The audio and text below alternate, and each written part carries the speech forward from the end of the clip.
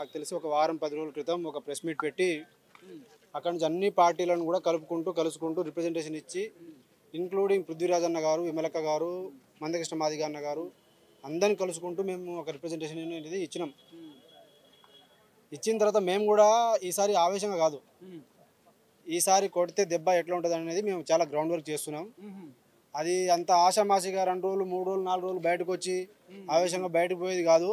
చేస్తే ఒకేసారి 1,00,000 మందితో నిరుద్యోగం ఒకటేసారి దీక్ష చేస్తాం.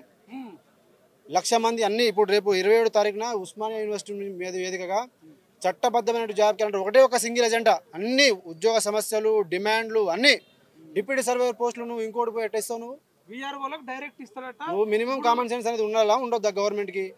దీన్ని కేవలం పొంగులేటి శ్రీనివాస్ రెడ్డి పంచుకున్నాడు. దీన్ని పొంగులేటి శ్రీనివాస్ రెడ్డి ఖబర్దార్, నీ ఖమ్మంలో వచ్చి నీ పార్టీ ఆఫీసును బొంద పెడతాం. మీరు ఏమనుకుంటున్నారు? మీరు ఏదనుకుంటున్నారు? 12,000 ఉద్యోగాలు విఆర్ఓ పోస్టులను మీరు వీళ్ళు డివైడ్, ఎవరి సంఘం వాళ్ళు డివైడ్ చేసుకునే ఉన్నారు. ఎవరి పోస్టులు వాళ్ళు, డిఎస్సి వాళ్ళది డిఎస్సి పోస్టులు, టీచర్ పోస్టులు టీచర్ పోస్టులు, నీకు విఆర్ఓ పోస్టులు విఆర్ పోస్టులు, నీ డిప్యూటీ సర్వేయర్ పోస్టులు. జనాలందరూ పిచ్చోళ్ళ. కాబట్టి మేము దీన్ని అంత ఆషామాషిగా విడిచిపెట్టలేదు. చాలా న్యాయం, చాలా ఇంజనీర్లు, సివిల్ ఇంజనీర్లు తిప్పి కొడితే 1000 మంది పోస్టులు అడగట్లేదు వాళ్ళు. అది చాలా న్యాయబద్ధమైన డిమాండ్. కాబట్టే మేము ఆ రోజు అన్ని పార్టీలను కూడా కలుసుకుంటూ రిప్రజెంటేషన్ ఇచ్చినాం. ఇప్పుడు కూడా వీళ్ళు చేస్తున్నటువంటి పూర్తి మద్దతు మేము ఉంటుంది. మేము అందరం కలుపుకొని ఈసారి ఎలాంటి భేదాలు లేకుండా ఈసారి ఆర్గనైజ్డ్గా కేవలం నిరుద్యోగ హక్కులు ఖచ్చితంగా. ఇప్పుడు తెలంగాణలో నిరుద్యోగుల గురించి ఎవరు మాట్లాడుతున్నారు? ఏ పొలిటికల్ పార్టీలు మాట్లాడుతున్నాయి? ఏ సంఘాలు మాట్లాడుతున్నాయి? కాబట్టి మాకు మేమే కష్టపడాలి, మేమే వస్తాం. మేము కష్టపడితే రాష్ట్రం వచ్చింది. ఇప్పుడు మేము కష్టపడితే మాకు ఉద్యోగాలు రావాలి. ఈ చట్టబద్ధమైనటువంటి జాబ్ క్యాలెండర్లో ఈ అన్ని ముఖ్యంగా ఇప్పుడు ఈరోజు వీరైతే ఏదైతే ధర్నా చేసినారో, ఏదైతే ర్యాలీ చేసినారో, వీళ్ళకి సంపూర్ణమైనటువంటి మద్దతు, వీళ్ళ డిమాండ్ తక్షణమే పరిష్కరించాలి. లేదంటే మీరు ఏ మంత్రికి ఆ మంత్రి ఎన్ని శాఖలు, మా పోస్టులు ఇన్ని, పోలీసు వాడు ఒకడు, టీచర్లు ఒకడు, డిప్యూటీ సర్వేలను ఒకడు, విఆర్ఓలను ఒకడు, ఇట్లా ఇష్టం వచ్చినట్టు వాళ్ళు మేము పంచుకుంటూ పోతామంటే మేము ఇక్కడ ఖాళీ ఏం కూర్చోలేదు. మేము కూడా చాలా ఆర్గనైజ్డ్గా ప్లాన్ చేస్తున్నాం. చాలా బలమైనటువంటి ఉద్యమం అయితే ఈసారి గ్రౌండ్ లెవెల్ నుంచి లేపుతున్నాం. గ్రౌండ్ ప్రతి ఒక్క పిలుపుతో ఒక్కసారి అన్ని యూనివర్సిటీస్లో అన్ని లైబ్రరీలో ఉస్మానియా యూనివర్సిటీ నివేదికగా ఇటు నిజాం కాలేజ్ కావచ్చు, ఇటు సైఫాబాద్ కావచ్చు, ఇటు కాకతీయ యూనివర్సిటీ కావచ్చు, తెలంగాణ యూనివర్సిటీ కావచ్చు, ఇటు అన్ని యూనివర్సిటీస్ నుంచి ఒకటేసారి ఉద్యమం లేస్తే ఎట్లా ఉంటుందో, అప్పుడు ఎంతమందిని పెట్టుకొని వీళ్ళు ఈ ఉద్యమాన్ని ఆపాలనుకుంటారో వాళ్ళు ఎలా ఆపుతారో మేము కూడా దాన్ని చూస్తాం. నేను ఒకటే చెప్తున్నా, మన యువత కూడా రానున్న పార్టీ లేదు, ఏమీ లేదు. అటు టీఆర్ఎస్ కాదు, ఇటు కాంగ్రెస్ కాదు, అటు బీజేపీ కాదు. యువత కూడా రాజకీయాలకు రావాలా. ఎందుకంటే ఈ పెత్తందారుల పోరాటం ఎప్పుడో పోయిందన్నారు, కానీ అది ఇంకా నడుస్తూనే ఉంది. వాడు కొడుకు పోతే తండ్రి, తండ్రి పోతే కొడుకు, మనవాడు వచ్చి వాడు అందరూ వచ్చి కూర్చోమన్నారు. ఇదంతా కాదు.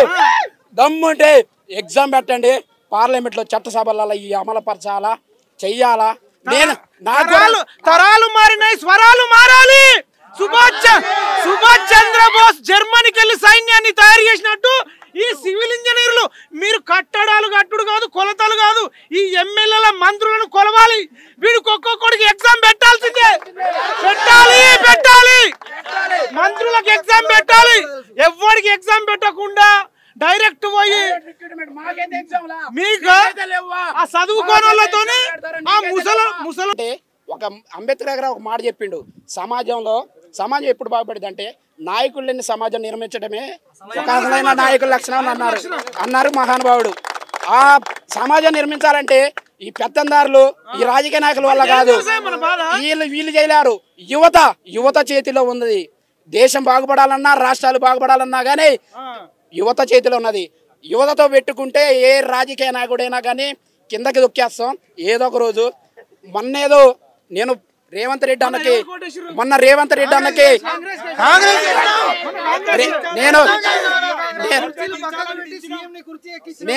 రెడ్డి అన్న పెద్ద అభిమాని. నేను రేవంత్ రెడ్డి అన్నకి అభిమాని.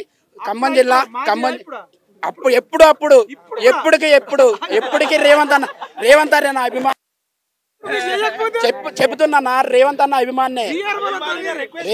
రేవంత్ అన్న అభిమానే. ఖమ్మం జిల్లా పొంగులేటి శ్రీనివాస్ రెడ్డి గారు కూడా నాకు తెలుసు. అంటే మా ఖమ్మం జిల్లా అయినా కానీ ఖమ్మమే. రెడ్డి గారు శ్రీనివాసరెడ్డి గారు మంచోడు, మహానుభావుడు. కాంగ్రెస్ వస్తే ఎంతో కొంత నిరుద్యోగులకి కొద్దిగా మేలు జరిగిద్ది అని ఓటేసి మరీ గెలిపించను. కానీ రెడ్డి గారు ఇలా చేస్తారని ఎప్పుడు కల్లో కూడా ఊహించలేదు. కాబట్టి మనం ఏం చేయాలి ఒక్కటే అండి, పొంగులేటి శ్రీనివాసరెడ్డి గారు ఇప్పుడు వీళ్ళు సర్వేయర్లను సివిల్ ఇంజనీర్లతో నింపకపోతే, వీళ్ళకు ఉద్యోగాలు ఇవ్వకపోతే పొంగులేటి శ్రీనివాసరెడ్డి గారు ఉద్యోగం పోయేదాకా పొంగులేటి శ్రీనివాసరెడ్డి గారిని రెవెన్యూ మంత్రిగా బర్తరఫ్ చేస్తేనే ఈ రాష్ట్రంలో భూముల కొలతలు ఈ కబ్జాకోర్ల నుంచి కాపాడుతారు. మీరు ప్రమోషన్లు ఇచ్చి ఇక దొంగల చేతులకు ఇక దొంగలందరికీ కూడా వాళ్ళకి భయపెట్టించి, విఆర్ఓలకు భయపెట్టించి ఈ భూమి మాదే, ఆ భూమి మీదే, ఇక్కడ నుంచి అక్కడ దాకా రాసుకో, అక్కడ నుంచి ఇక్కడ దాకా రాసుకో అంటే ఆ రోజులు పోయినాయి. 80,000 పుస్తకాలు చదివినోడికే భయపడలే, మీరు 8 పుస్తకాలు కూడా చదవలే, మీకేందయ్యా భయపడేది? కాదు, సివిల్ ఇంజనీర్లు కట్టడం తెలుసు, మిమ్మల్ని కూల్చడం తెలుసు. అధికారంలోకి తెచ్చింది వీళ్ళే, దీనిపేరు కూడా వీళ్ళే. చేతు గుర్తును అధికారంలోకి తెచ్చింది వీళ్ళే, చేతుని ఇరుగొట్టేది కూడా వీళ్ళు అవుతారు. ఇచ్చిన వాళ్ళకి ఎలా చెప్పాలో ఇప్పుడు విఆర్ఓ పోస్టులు అంటున్నారు. ఇప్పుడు ఇంటర్వల్నే విఆర్ఓనే రిక్రూట్ చేస్తానే మీ మంత్రి గారు సీఎం గారు అంటున్నారు. కానీ వాడికి చైన్ ఎన్ని మీటర్లు ఉంటుందో కూడా తెలియదన్న. డంపీ లెవెల్ అంటే తెలియదు, ఆటో లెవెల్ అంటే తెలియదు, వాడికి క్రాస్ స్టాప్ తెలియదు, సర్వే చైన్ అంటే తెలియదు, సర్వే చైన్ లో ఎన్ని రకాలు ఉన్నాయో కూడా తెలియదన్న. 6 నెలలు ట్రైనింగ్ చేయాల్సిన అవసరం ఏముంది? మాకు ట్రైనింగ్ లేకుండా మేము సర్వే చేసి చూపిస్తాం, ట్రైనింగ్ లేకుండా సర్వే చేసి ఇస్తాం.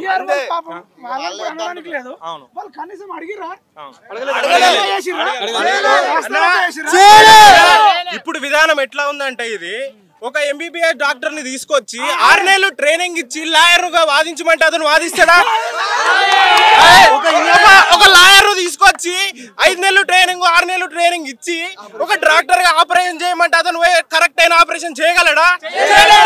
అదే విధంగా విఆర్ఓలకు అనవసరంగా ట్రైనింగ్ ఇచ్చి ఇది లోపాలను సృష్టించడం తప్ప వేరేది ఏది కాదు. ఇది సివిల్ ఇంజనీర్ కు గొడ్డలు పెట్టు లాంటిది. 4 సంవత్సరాలు ఇన్ని సంవత్సరాలు కూర్చొని ప్రజల్లో మధ్యలో గొడవలు, రెవెన్యూ వ్యవస్థ గొడవలు. ఖచ్చితంగా సివిల్ ఇంజనీర్లతో భర్తీ చేయాలని మేము ప్రభుత్వాన్ని కోరుకుంటున్నాము. నేను చెప్తే ఇప్పుడు ఆయన చెప్పింది మీరు మాట్లాడుతారా? మీకు మాట్లాడిస్తా. ఇప్పుడు ఆయన చెప్పింది పేరు సాయి చెప్పింది దాని ప్రకారం ఒక ఎంబీబీఎస్ డాక్టర్ని తీసుకుపోయి లాయర్గా వాదించాలన్నాడు.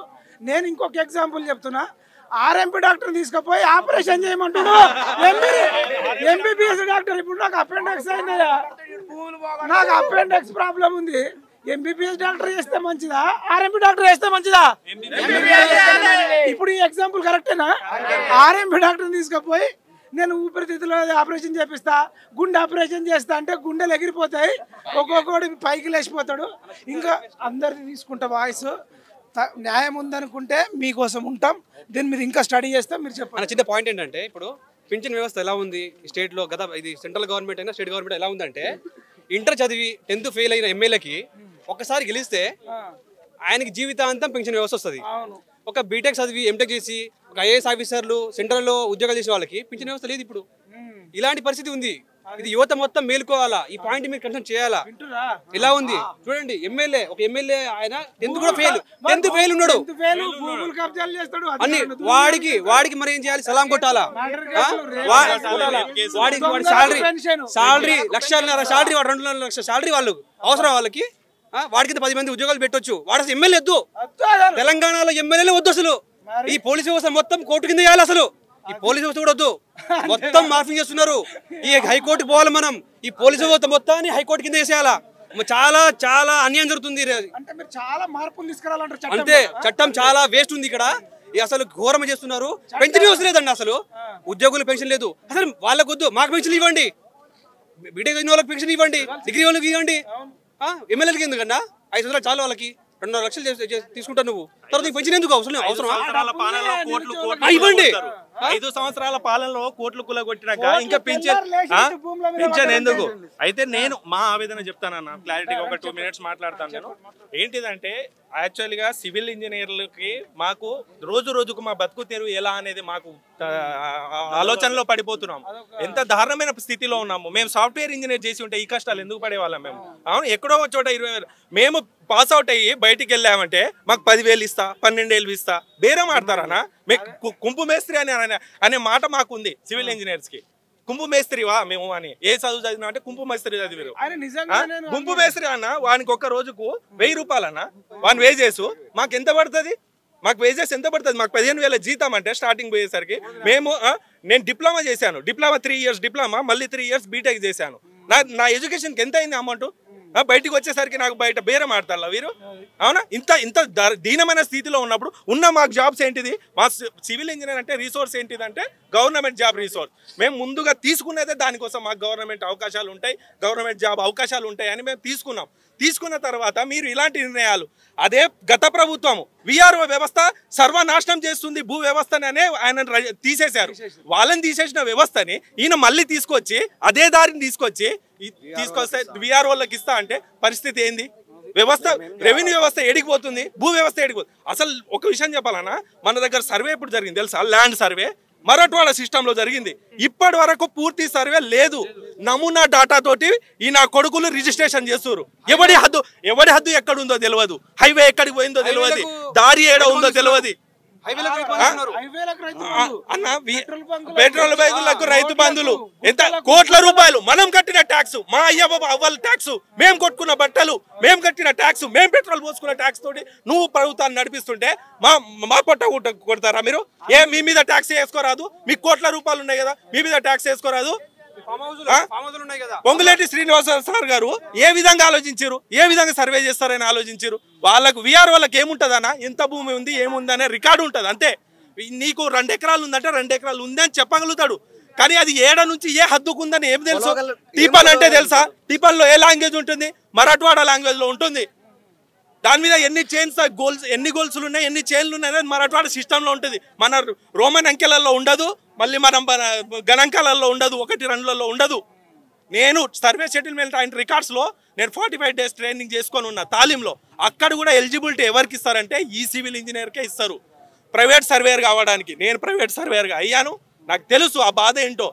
అలాంటిది ఈరోజు ప్రైవేట్ సర్వేయర్లే చేస్తున్నారు. వర్క్ అంతా ప్రైవేట్ సర్వేయర్లు చేస్తున్నారు. వర్క్ విఆర్ఓల పేర్లు వీళ్ళ పేర్లు చెప్పుకోవడం తప్పించి ఈ కాంట్రాక్టర్లే మళ్ళీ మళ్ళీ ఆ సర్వేల కింద కాంట్రాక్టే 50 ఎకరాలు కొల్చడానికి ఒక కాంట్రాక్టర్ తీసుకుంటాడు. మాలాంటి వాళ్ళు 15,000 పని చేపిస్తారు. ఏందన్నా 200 మంది మండలానికి 2 సర్వేయర్లు అంటే ఏందన్నా? అన్ని పెండింగ్లే. మనకు రేపు నా భూమి నేను కొలుచుకోవడానికి నాకు హద్దులు ఏడ ఉన్నాయని నేను పోయి మండల సర్వేయర్కి ఒక అప్లికేషన్ ఇస్తే నాకు టీపన్ ఈరా బాబు అంటే వారికి ఏంటో టీపన్ లేదు, ఏం లేదు. ఎప్పుడో మరాఠవాడ సిస్టంలో అయిన సర్వే ఇది. చేయరాదా సర్వే? ఏమైతుంది? ఇంతమంది ఉన్నాం, మాకు పని చెప్పరాదా? మేము చేయమా? మేము సర్వే చేసి చూపిస్తాం కదా, ఎంత భూమి ఉంది, ఎవరిది హద్దు ఏముంది అని చూపిస్తాం. ఇది ఇప్పటికి కాదు, ఇన్ ఫ్యూచర్లో కూడా చాలా పెద్ద ప్రాబ్లం వచ్చే అవకాశం ఉంది. కాబట్టి ఏంటంటే ఈ సివిల్ ఇంజనీర్ ద్వారా ఫిల్ చేసే మాకు కన్సర్న్ సబ్జెక్ట్ ఉంది. మేము గత 5-6 సంవత్సరాల నుంచి చదువుకుంటున్నాం అదే సబ్జెక్టు. ఏ భూమిని ఎలా కొల్చాలి, ఏ విధంగా కొల్చాలి, ఎక్కడి నుంచి ఎక్కడ బౌండరీ ఉంది, పక్కన అని హద్దేది ఏందన్న హద్దుల విషయంలో అన్నదమ్ములే చంపుకొని చేస్తున్నారు. భూమి దగ్గర తెలుసా? భూమి దగ్గర అన్నదమ్ములే శ్రీనివాసరెడ్డి, నువ్వు విఆర్ఓలకు డిప్యూటీ సర్వేయర్ ఇచ్చి అన్నదమ్ముల పంచాయతీ పెట్టి తలలు నరుక్కోవడానికి ఏమని అనుకుంటున్నావా? అసలు నీకేమన్నా సివిల్ ఇంజనీరింగ్ అంటే ఈయన కాంట్రాక్టర్ అట. అసలు ఈ కాంట్రాక్టర్ కూడా సివిల్ ఇంజనీరింగ్ చేసిన వాడికే ఇవ్వాలి. ఈయన ఏం చదివిండో మనకు తెలియదు. ఈయన దేశవ్యాప్తంగా కాంట్రాక్ట్లు తీసుకుంటాడు అన్న. ఇప్పుడు కాంట్రాక్ట్ వ్యవస్థ చేస్తున్నా కానీ ఈ రోడ్ విషయంలో కానీ ఎక్కడ కాంట్రాక్ట్ వ్యవస్థలో అంతా ఈ రాజకీయ నాయకుడుకులే. ఏ సివిల్ ఇంజనీర్ లేడు. మాకు అర్హత ఉంది, కాంట్రాక్ట్ చేయడానికి అర్హత ఉందాం. మేము రోడ్ చేయడానికైనా, డ్యామ్ చేయడానికైనా, మీ మిషన్ కాకతీయలోనైనా ఎక్కడైనా మేము వర్క్ చేయడానికి మేము అర్హత పొంది ఉన్నాం. సివిల్ ఇంజనీర్ చదువుకున్నాడు అంటే విలువనే లేదు. 10,000 ఇస్తే వస్తాడు, 2,000 ఇస్తే వస్తాడు, 500 ఇస్తే వస్తాడు. ఈ రాజకీయ రొంపిలో మనం చదువుకున్న వాళ్ళు అంతా లేబర్లు అయ్యాయి. ఇక నుంచి చదువుకునుడు ఇవన్నిటికంటే కూడా ఈ రాజకీయ నాయకులు ఎంబట ఆర్టీఏలు వేసి ఎంబట పడితే, ఈ కబ్జా కోరలు ఎంబట పడితే మీరు ఇలా భాగవతాలు తెలుస్తాయి, మీరు సెట్ అవుతారు. తెల్లారు లేచిన నుంచి తెల్ల బట్టలు వేసుకొని ఈ రాజకీయ నాయకులు లుచ్చనా కొడుకులు, వాడు మల్లారెడ్డి గాడు చెరువులే కట్టిండయ్యా. మల్లారెడ్డి ఇంజనీరింగ్ కాలేజ్, దాంట్లో కూడా సివిల్ ఇంజనీరింగ్ వాళ్ళకు మళ్ళీ చెప్తాడు అన్న. ఇప్పుడు ఈ లుచ్చగాళ్ళ చేతిలో దేశం ఉంది. ఇప్పుడు స్థానిక సంస్థల ఎన్నికలు వస్తున్నాయి అన్న. ఈ సమస్య ఒకవేళ మేము గ్రామాలలో తీసుకోపోతే వీళ్ళ పరిస్థితి ఏంది? మేము గ్రామాలలో తీసుకుపోయి నాయన మీ భూములు పోయిన గత ప్రభుత్వమే విఆర్ఓ మీకు తెలియకుండా గాయబ్ చేసిండు, ఇప్పుడు మళ్ళీ ఆల చేతిలో సర్వేర్లను ఇస్తుండు, మీ హద్దుల్లో లేకుండా పోతాయి, నీ భూమి ఏడు ఉన్నదని వెతుక్కోవాల్సి వస్తుంది పరిస్థితి. ఇక కొట్టుకొని చావాల్సి అన్నదమ్ములు లేదు లెక్క, నీ పక్క పాలనతో సంబంధం లేకుండా అయిపోతుంది పరిస్థితి అని చెప్పాల్సి వస్తుంది. రైతుల సమస్య మరి మీ చాలా పెద్ద రైతులకు చాలా. నేను అదే అంటున్నాను, మేము వాయిస్ రైజ్ చేస్తుంది ఏంటంటే నేను కూడా ఒక రైతు కుటుంబం నుంచి వచ్చినోనే, నేను ఒక 5-10 ఎకరాల భూమి ఉన్నోనే. మా ఇంట్లో నేను చూసుకున్న సమస్యలు అన్న హద్దులు తెలియవానా? ఈ ఒకడు సర్వే నంబర్ దగ్గర ఒకడు ఉంటాడు, వాని భూమి ఏమో ఇంకో దగ్గర ఉంటది, వీడేమో వేరే భూమి మీద ఉన్నాడు. ఆ క్లారిటీ లేదు. ROR చట్టం అని ఈయన తీసుకొచ్చాడు, మంచి చట్టమే తీసుకొచ్చిండు. ROR చట్టం మంచి చట్టమే. ఇంతకు ముందు మన ధరణి కంటే ధరణిలో ఎలా అన్న ఆయన లాస్ట్ గత ప్రభుత్వం కూడా మంచి డబ్బా కొట్టుకున్నాడు. ధరణి తీసుకొచ్చిన రిజిస్ట్రేషన్ చేస్తున్నా మొత్తం డాటా అంతా డిజిటలైజేషన్ అయిపోయింది అన్నాడు. ఏం డిజిటలైజేషన్ అయిందన్న? అప్పుడెప్పుడో మరాఠవాడు వాడు ఎప్పుడైతే సర్వే చేసి పెట్టిండో అదే డాటా తీసుకుపోయి దాడ పెట్టిండు. వీడియం కొత్త సర్వే చేసిండు అన్న. విన్నావా అన్న? ఎవరైనా విన్నారా? కొత్త సర్వే ఈయన పోయి ఈ భూములు పోయి లెక్క అన్న. ఇంకో మాట చెప్పానా, ఇంతకు ముందు మా తాత ముత్తాతల దగ్గర 4 ఎకరాల భూమి ఉంటే దాని చుట్టుపక్కల కంచె పోదా గిదా ఉండేది. అది చనువు అయిపోయి భూమి పెరిగిందా లేదా? భూమి పెరిగినప్పుడు హద్దు దాటదా అన్న? ఈయన 4 ఎకరాల భూమి హద్దు ముందే ఉంటది, ఈయన దాటిపోయిండు. అవతలోడు లొల్లి యువతలోడు లొల్లి. ఇది ఎవరికి తెలుస్తుంది? నా లాంటి సర్వే ఇంజనీర్ కి నాకు తెలుస్తుంది. నువ్వు విఆర్ఓకి నీకేం తెలుసు? విఆర్ఓ నీకేం తెలుసు? నాకు తెలుసు అన్న. నేను చెప్తున్నా, నేను ఫీల్డ్ లో తిరిగిన, నాకు తెలుసు. నేను అనుభవించిన ఆ ల్యాండ్ కి సమస్యలు అనుభవించిన, ఆ ల్యాండ్ పోయి సెటిల్మెంట్ కూడా చేసిన. అది సర్వేయరు సెటిల్మెంట్ చేసేది సివిల్ ఇంజనీర్లే, తప్పించి వేరలేదు అన్న. పొంగులేటి సార్ ఏమంటారు అంటే, ఆయన స్టేట్మెంట్ ఏమంటే వాళ్ళకు మేము 6 నెలల ట్రైనింగ్ ఇస్తాం, ట్రైనింగ్ ఇచ్చి చేపిస్తాం. అంటే ఎలా అంటే అన్న, ఇప్పుడు మిషనరీస్ వచ్చేసినాయి. ఏంటదే అంటే బటన్ ఒత్తితే అయిపోతుంది, మీ అవసరం ఏముందంట? మరి దీన్ని బట్టి మాకు అర్థమైతుంది ఏంటంటే మాకు కూడా రాజకీయ నాయకులు అవసరం లేదు, నీకు పొంగులేటి అంత ప్రేమ ఉంటే 6 నెలలు ట్రైనింగ్ ఇచ్చి నీ మంత్రి పదవి కూడా ఇచ్చేయాలి, ఎమ్మెల్యే పదవి ఇచ్చాయి.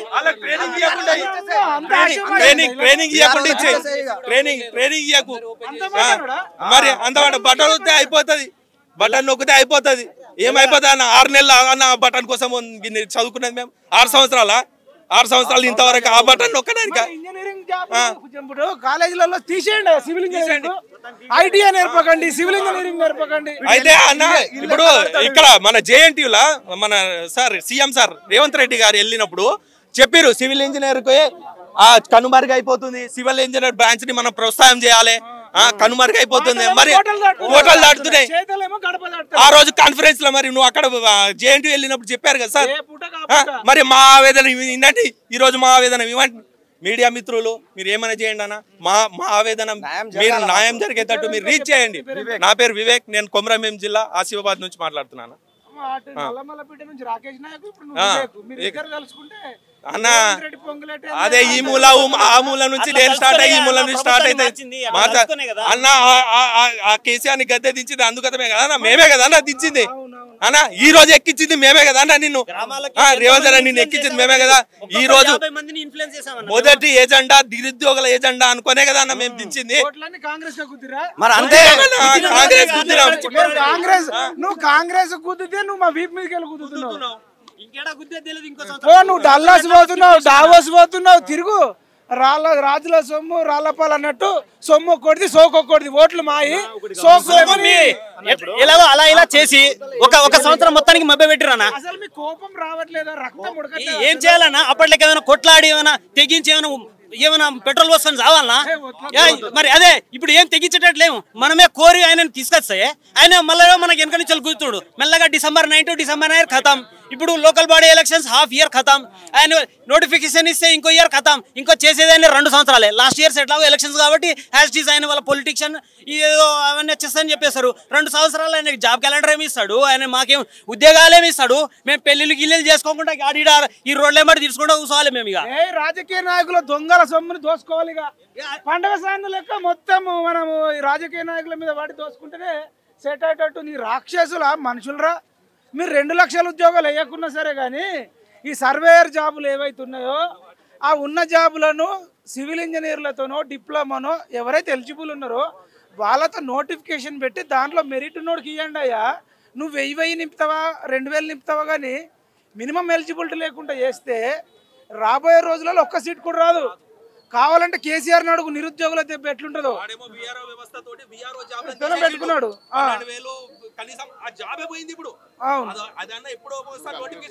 ఇప్పుడు నెక్స్ట్ మనం ఒకటి ఏం చేద్దామంటే ఆ 80,000 పుస్తకాలు చదివినైనా అప్పుడు నువ్వు తప్పు చేసినావు, నీకు బుద్ధి చెప్పినాం. ఇప్పుడు రేవంత్ రెడ్డి తప్పు చేస్తుండు, మేము బుద్ధి చెప్తాం, నువ్వు వస్తావా అని చెప్పి మనం ఎర్రవెల్లి ఫామ్ హౌస్ కానీ పోదాం. ఎర్రవెల్లి ఫామ్ హౌస్ పోయి పిలుద్దాం. తాగింది చాలు, తిన్నది చాలు, దా ఒకసారి ప్రధాన ప్రతిపక్ష హోదా ఉన్నది, లేదంటే ప్రధాన ప్రతిపక్ష హోదాకు రాజీనామా అయ్యాయి, లేదంటే మా తడుపున రా, లేకపోతే నీకు అనవసరంగా జీతం ఇచ్చి నిన్ను కూర్చుండబెట్టి వీపు వృత్తి స్నానం చేపించి 2014 నుంచి మనం కొట్లాడి అని మీకేమైనా మేము పదవిని ఇవ్వలేదా? ఇవాళ మేము ఫామ్ హౌస్ లో కూర్చొని ఏదో సినిమా టీవీలలో చూస్తున్నారు. ఎందుకు మా కోసం మీరు కొట్లాడడానికి రారా? ఇన్ని రోజులు మేము రోడ్ల మీద నడిచింది, మా టైం వేస్ట్ చేసుకుంది, మేము అంత వేస్ట్ కాలం ఇక్కడ. మా కోసం మీరు కూడా పోరాడాలి, మీరు కూడా మాట్లాడాలి. రమ్మను రావాలి, అందరు రావాలి, పొలిటికల్ లీడర్స్ రావాలి, కేసీఆర్ రావాలి, కేసీఆర్ రావాలి, మా బాధలు వినాలి. లేకపోతే నెక్స్ట్ ప్రభుత్వం కూడా అంతే, మీరు కూడా రారు, వీళ్ళు కూడా ఇట్లా ఏమంటారు, కొత్త వస్తారు. చెప్పాల్సిందే మరి, లేకపోతే ఆ టైం వస్తుంది. ఇప్పుడు అయిపోయా 2 సంవత్సరాలు అయిపోయా, 3వ సంవత్సరం కదా, అది తీస్తాం, ఇంకోటి కూడా పెడతాం. ఇక ఎవరి తక్కువ చేయదు. స్టూడెంట్స్ ముందు ఒక్కొక్కరు ఈసారి ఏం చేసినా తెలుసా, ఒక్కొక్కరు 50 మందిని ఇన్ఫ్లుయెన్స్ చేసిన. నేను బూత్ లో కూర్చొని మరి ఏమనుకుంటారు, ఈ ప్రభుత్వం దిగాలని మేము 50 మందిని ఇన్ఫ్లుయెన్స్ చేసినాం. ప్రతి బూత్ లో యూత్ లే కూర్చున్నాం. చెప్పాల్సిందే ఈ మాత్రం.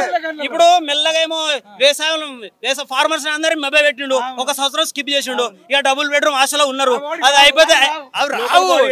వాళ్ళు ఇచ్చి కాదన్నా, వాళ్ళు ఇచ్చే 5 లక్షలకు 10 లక్షలు అప్పు అవ్వాలి, ఉన్న భూములు అమ్ముకోవాలి. ఆ డబుల్ బెడ్రూమ్ లో అందరూ నాయన ఏదద్దు, వాళ్ళ ఇంట్లో ఒక జాబ్ ఉంటే వాళ్ళు కష్టపడి ఈఎంఐలో కట్టుకొని వాళ్ళ ఇల్లు కట్టుకుంటారు.